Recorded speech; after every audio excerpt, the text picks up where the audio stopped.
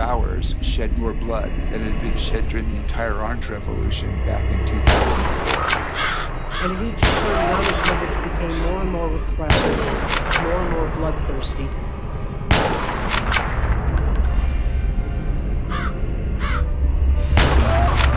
You had people shooting into the crowd. In some cases, directly shot to the head where it looked like snipers were shooting.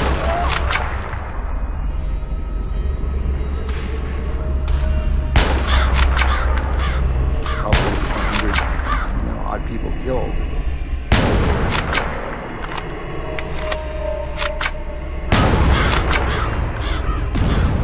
He just infuriated and enraged his entire country.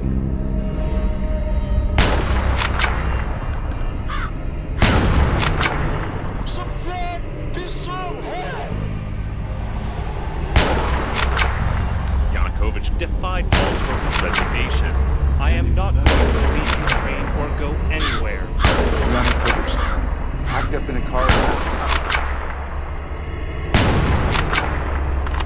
He's left the country and turned up abortion. This is why Manafort is still advising. That he's reputed to be in the went up in Moscow. The ousted president is wanted for mass murder and on the So you got the Ukrainian parliament. Parliament voted to free Yanukovych's arch nemesis, opposition leader Yulia Tymoshenko. Today you have an open road to build your family if you want to. That's why you must stay here until the person you trust is able to continue on his way. My sense is at that point the Russians won. The Russians had the line to save some of the plan to UK Crimea, and they activated it. Within a couple of days, very clearly professional soldiers go Russian-style combat containment. The Ukrainians refer to these people as special operations forces and intelligence operatives. We thought this could be the beginning of an outright full-scale invasion of the country. That's when the separatists shot down the Malaysian airliner and killed over 100 passengers. Separatists initially posted on Twitter that they had taken it down. The unforgivable sin was Putin lying about it, suggesting the Ukrainians shot it down, they shot it down, throwing out a bunch of chaff, which was an insult. The European Union had enough. They joined us with strong sectoral sanctions, and that surprised the Russians and it hit the Russian economy hard. Right at the time oil prices started to tank, so they had a double down.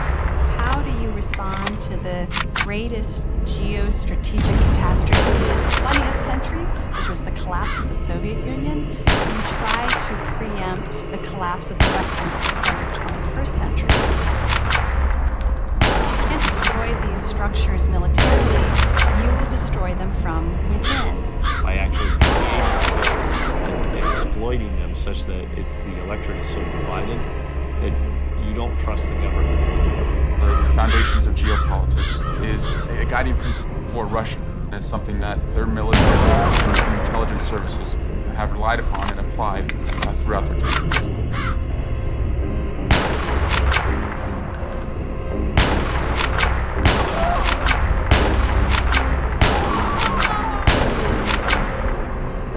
Russia has helped unite an alternative right movement. You have certain voices in the media, InfoWars, for example, Breitbart, capitalize on these divisions and then further encourage them for their own personal gain. I could punch him in the face, I'll tell you. Knock the crap out of him, would you? Seriously. That looked like an NFL football player. No, they took him out, and I'll tell you what, it was amazing to watch. Bye. Go home to mommy. But if we get a little bit rough in taking him out, oh, we're terrible people. One of the many reasons our country's going to hell. Certainly, this is all in the interest of peace.